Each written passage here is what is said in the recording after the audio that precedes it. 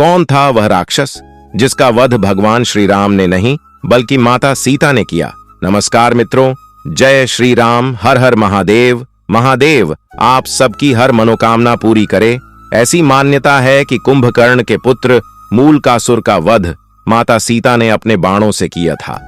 रावण की मृत्यु के बाद प्रभु श्री राम रावण के छोटे भाई विभीषण को लंका का सारा राजपाट सौंपकर अयोध्या लौट आए और स्वयं अयोध्या का राजपाट चलाने लगे।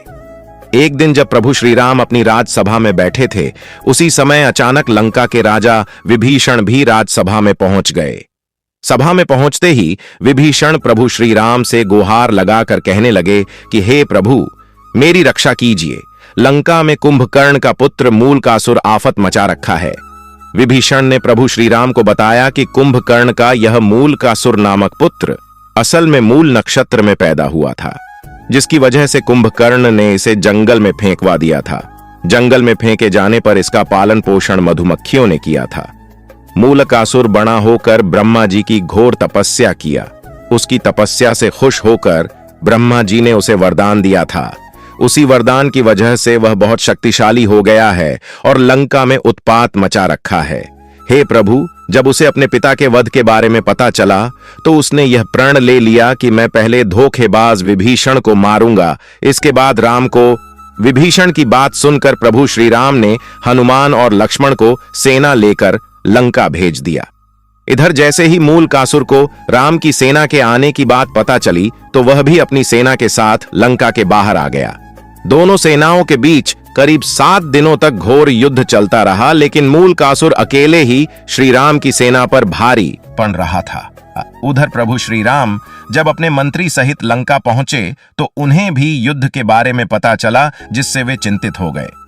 उसी समय ब्रह्मा जी भी वहां पर आ गए और प्रभु श्री राम से कहने लगे कि हे भगवान, इसे मैंने स्त्री के हाथों से मरने का वरदान दिया है, इसलिए आप सीता को यहां बुलाकर उनसे ही इसका वध करवाइए। ब्रह्मा जी की बात सुनकर प्रभु श्री राम ने हनुमान को अयोध्या भेजकर माता सीता को लंका बुलाया। लंका पहुंचने पर प्रभु श्री राम ने माता सीता को मूलकासुर के बारे में पूरी बातें बताईं। प्रभु श्री राम की बात सुनकर माता सीता को क्रोध आ गया। क्रोध में ही उनके शरीर से एक तामसी शक्ति निकल पड़ी। यह शक्ति सीता की छाया में चंडी का रूप धारण कर लंका की तरफ चल पड़ी। उधर प्रभु श्री राम का इशारा पाकर वानर सेना मूलकासुर की तांत्रिक क्रिया को तहस नहस करने लगी, जिस पर मूलकासुर क्रोध में अपनी तांत्रिक क्रिया को छोड़कर वानरों को खाने के लिए उनके पीछे दौड़ते दौड़ते वह युद्ध के मैदान तक आ गया। युद्ध के मैदान में पहुंचकर जब वह सीता की छाया को देखा तो गरज कर बोला, तू कौन है इस पर? माता सीता की छाया ने गर्जना करते हुए कहा कि मैं तुम्हारी मौत चंडी हूं। तूने मेरा नाम लेने वाले ऋषि मुनियों को खा डाला था, इसलिए अब मैं तुम्हें मारकर उसका बदला लूंगी। इतना कहकर छाया सीता ने मूलकासुर पर 5 बाण चलाए। दोनों में घोर युद्ध हुआ।